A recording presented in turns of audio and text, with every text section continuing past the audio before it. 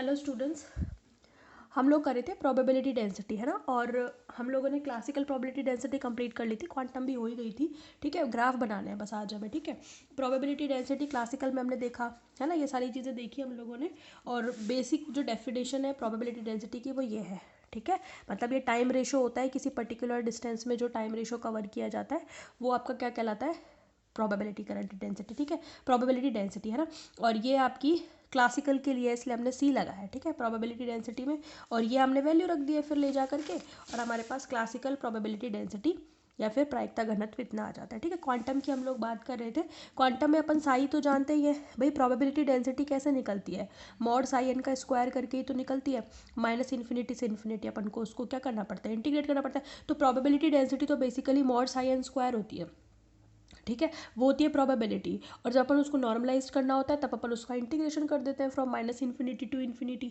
सही बात है कि नहीं है। ठीक है, अब मैंने आपसे कहा था कि आप इसको वाई की फॉर्म में भी लिख सकते हो, एक्स की फॉर्म में भी लिख सकते हो। बस आपको वाई की जगह पर क्या रखना है, माइनस का एल्फा एक्स, वाई की जगह पर सॉरी एल्फा एक्स रखना है आपको। ठीक है, ये वैल्यूज़ आप पुट कर लेना।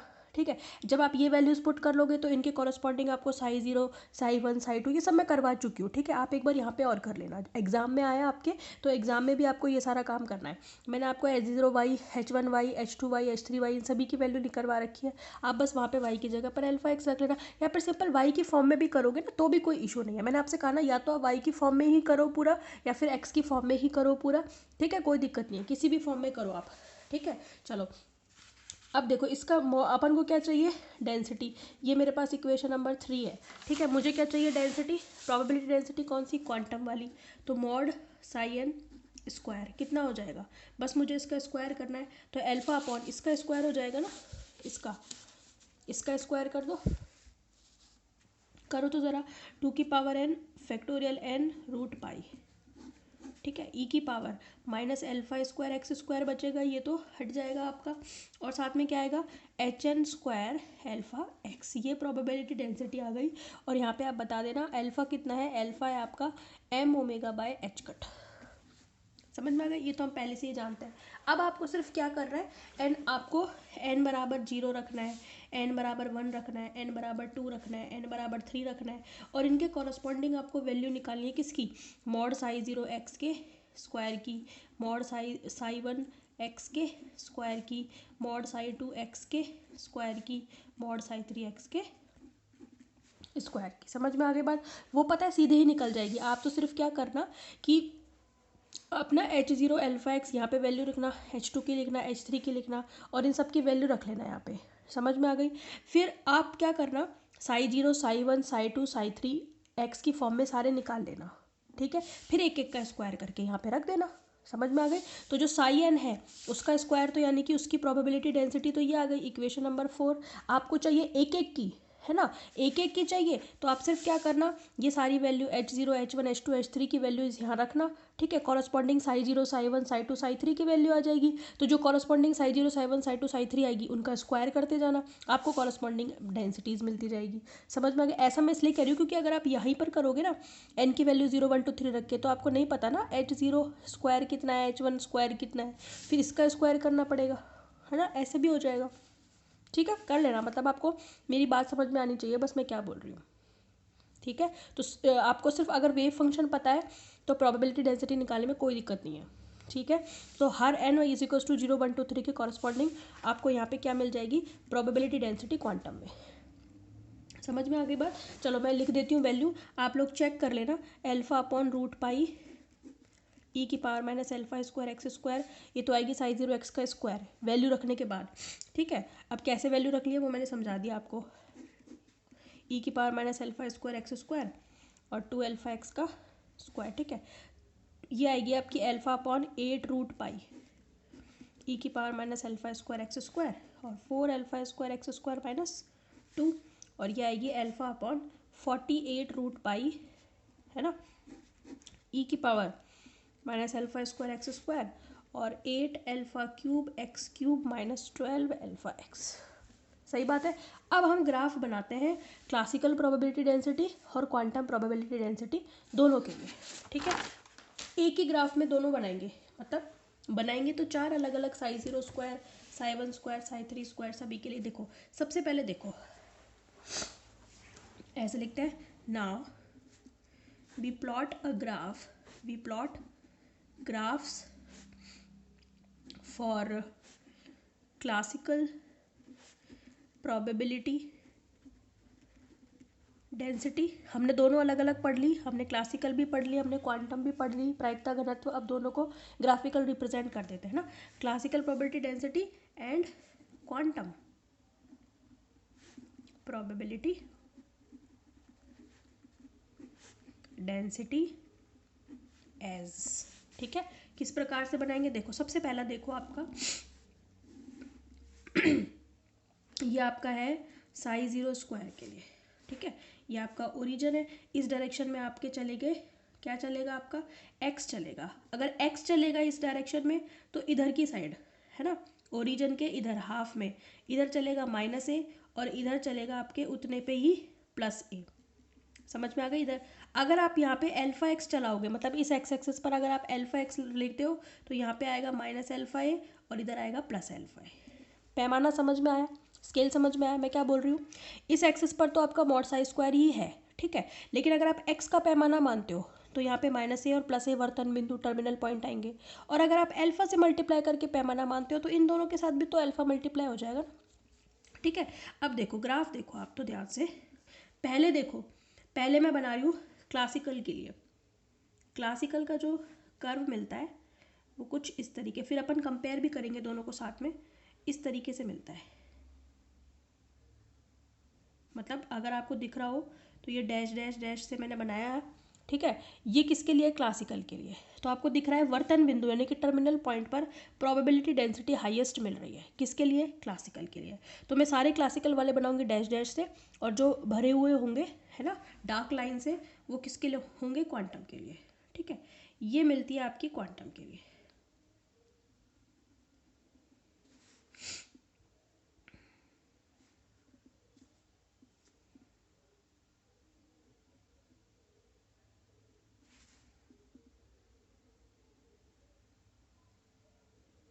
ठीक है, ये किसके लिए है? क्वांटम के लिए। तो ये तो अपना हो गया क्लासिकल प्रोबेबिलिटी डेंसिटी सीपीडी, और ये हो गई आपके पास क्यूपीडी।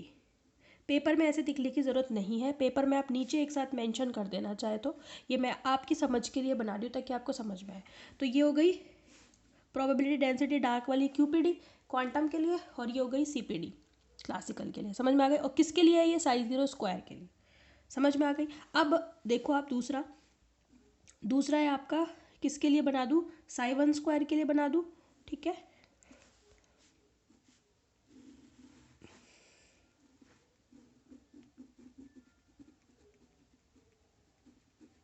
ठीक ठीक है, फिर से हमें क्या मानने पड़ेंगे? ओरिजिन है ये, पैमाना उसी तरीके से, अगर इस साइड पे आपका x जा रहा है तो इधर आपका होगा -a और इधर होगा आपका +a। ठीक है, अगर आपने इधर पैमाना किसका माना है? अल्फा एक्स का, तो इधर होगा +α और इधर होगा -α। ठीक है, और ये किस तरीके से बनेगा? पहले क्लासिकल, ठीक है,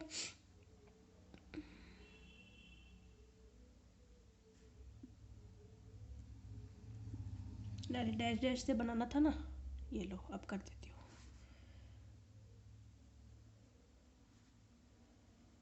इस तरीके से मिलती है ये।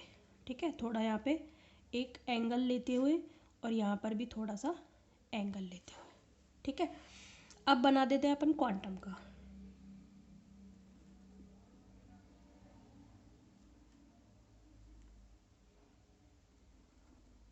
सामने इसलिए बना रही हूँ, मैं बना के भी ला सकती थी आपके सामने ताकि आपको अंतर समझ में आए दोनों में, और बनाने का तरीका समझ में आए, क्लियर बनाओ ताकि आप।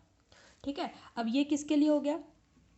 सीपीडी, और ये किसके लिए हो गया? पूरा डार्क वाला क्यूपीडी, है ना, क्वांटम प्रोबेबिलिटी डेंसिटी और क्लासिकल प्रोबेबिलिटी डेंसिटी, है ना। एक बात तो ये है ही कि वर्तन बिंदुओं पर तो ये क्लासिकल जो प्रोबेबिलिटी डेंसिटी होगी वो हमेशा ज़्यादा मिलेगी, और जो क्वांटम वाली होगी ना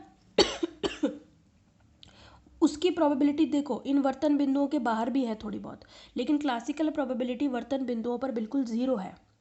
समझ में आ गई? मतलब वर्तन बिंदुओं पर क्लासिकल प्रोबेबिलिटी डेंसिटी मैक्सिमम है, लेकिन बाहर बिल्कुल जीरो है। इन वर्तन बिंदुओं के बाहर प्रोबेबिलिटी डेंसिटी क्लासिकल बिल्कुल भी नहीं मिलती है, लेकिन क्वांटम मिलती है। देखो क्वांटम में, इसीलिए मैंने आपके सामने बनाया, ये देखो ये थोड़ा सा बाहर है, परिमित प्रायिकता मिलती है पार्टिकल्स की वर्तन बिंदुओं के बाहर भी, किसकी, क्वांटम की, लेकिन इसकी नहीं मिलती है क्लासिकल की। ऐसे ही आप यहाँ पर भी देख रहे होंगे। समझ में आगे बात? अभी हम तुलना करेंगे ना आगे, तब आपको एक एक चीज़ लाइन जो है वो क्लियर कर दूंगी, ठीक है। अब थर्ड देखो आप, थर्ड है आपका, एक साथ ही बना रही हूँ सारे ताकि आपको कंपैरेटिवली समझ में आए, ठीक है।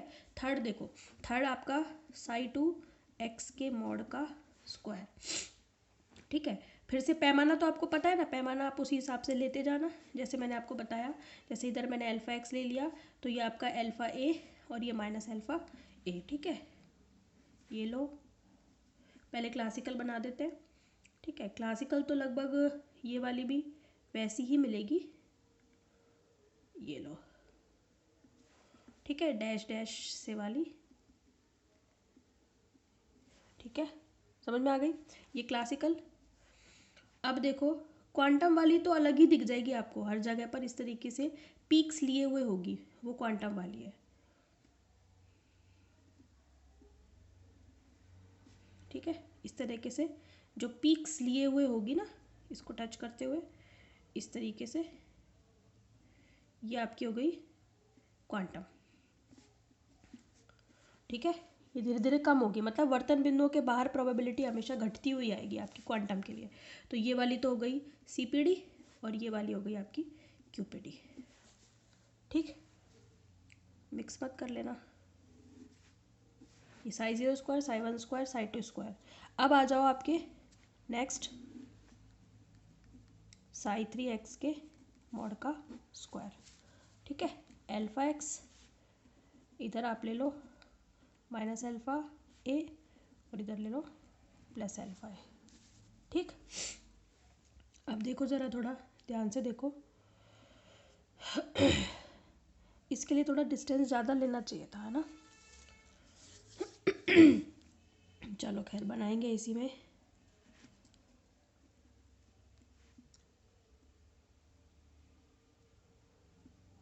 ये थोड़ा ऐसा, ये लो क्लासिकल, ठीक है। क्लासिकल तो लगभग एक जैसी ही मिलेगी, ठीक है, ज़्यादा अंतर नहीं आता। बस ये होता है कि जो साई वन स्क्वायर है उसमें ये थोड़ा छोटा मिलता है, इसमें थोड़ा और बड़ा हो जाता है, इसमें थोड़ा और बड़ा हो जाता है। साई थ्री का मैं दोबारा बना देती हूँ ना, उसमें थोड़ा सा ज़्यादा ही बड़ा रहता है साई थ्री वाला जो होता है ना, ये लो, यही अंतर होता है साई थ्री के क्लासिकल में और इसमें, माइनस अल्फ़ा ए और यहाँ पे आपका प्लस अल्फ़ा ए, बस ये बड़ा होता जाता है। ये हो गया क्लासिकल का, ठीक है। क्वांटम का इस तरीके से आएगा, देखो ये पीक्स आएंगे आपके,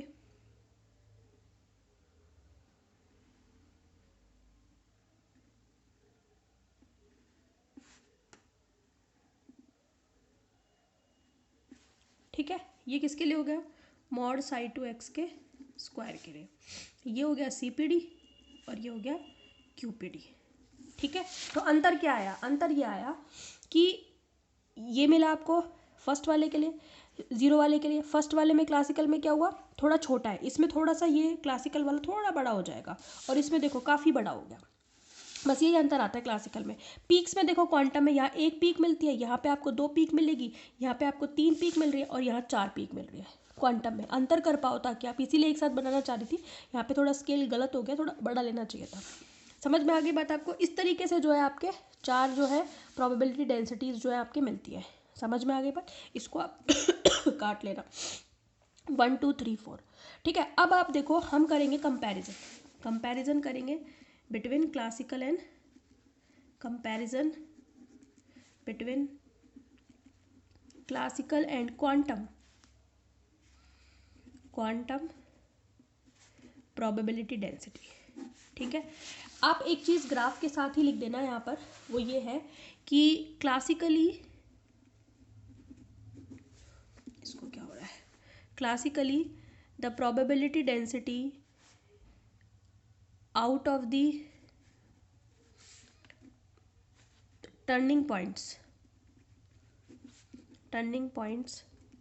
is zero, but quantum mechanically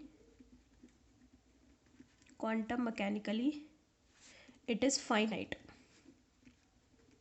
ठीक है, ग्राफ से हमें क्या दिख रहा है कि ये जो वर्तन बिंदु है ना, इन वर्तन बिंदुओं पर क्लासिकली कोई प्रोबेबिलिटी नहीं है बाहर, इन वर्तन बिंदुओं के बाहर, लेकिन क्वांटम मैकेनिक्स में परिमित प्रायिकता आपको दिख रही है। हालांकि वो टाइम के साथ धीरे धीरे कम होती जाती है, लेकिन कुछ ना कुछ परिमित प्रायिकता इन वर्तन बिंदुओं के बाहर भी क्वांटम प्रोबेबिलिटी डेंसिटी की मिलती है। तो ये एक मेन बेसिक डिफरेंस हो गया। हालांकि हम बहुत सारे कंपैरिजन पढ़ेंगे, ठीक है, नेक्स्ट वीडियो में हम पूरे पॉइंट वाइज देखेंगे कंपैरिजन, जो कि पेपर में बहुत पूछे जाते हैं, इंपॉर्टेंट टॉपिक है ये। समझ में आ गए। थ्योरी में मैंने थ्योरी में 2 4 5 टॉपिक बता रखे हैं आपको पहले भी। एक पॉस्टुलेट बताए थे क्वांटम मैकेनिक्स के, वेव फंक्शन के ऊपर भी क्वेश्चन आता है, कंपैरिजन भी आता है क्लासिकल और इसमें, है ना। तो ये 2 4 5 6 टॉपिक है। जैसे पैरिटी है, पैरिटी बताई थी आपको, सिमेट्रिक और एंटी सिमेट्रिक वेव फंक्शन बताए थे। तो ये सारे क्वेश्चन वो है जो आपके फर्स्ट क्वेश्चन में आएंगे। फर्स्ट क्वेश्चन में छोटे छोटे कई क्वेश्चन आते हैं ना, वो वाला मैटर है वो, और वो मैं साथ ही साथ बताती चल रही हूँ आपको। तो ये वाला भी क्वेश्चन ऐसा है जो आपका शॉर्ट नोट में पूछा जाता है। जो पहला क्वेश्चन आता है ना आपका, जो मिक्स आता है सभी यूनिट से, उसमें ज़्यादातर ये क्वेश्चन पूछा जाता है। अलग से भी पूछा जा सकता है, लेकिन उसमें इसके आने के चांसेस ज़्यादा होते हैं। ठीक है, तो ये डिफरेंस, जो ग्राफ बनाने वाले हैं, इससे पहले भी हमने कई ग्राफ्स बनाए हुए हैं, ठीक है, तो वहाँ पे भी ऐसे छोटे क्वेश्चंस में वो चीज़ें पूछी जाती है, ये ध्यान रखना आप। ठीक है, तो नेक्स्ट वीडियो में अपन करेंगे कंपैरिजन पॉइंट वाइज, सब चीज़ों को एक साथ लिखेंगे। ठीक है, ओके, थैंक यू।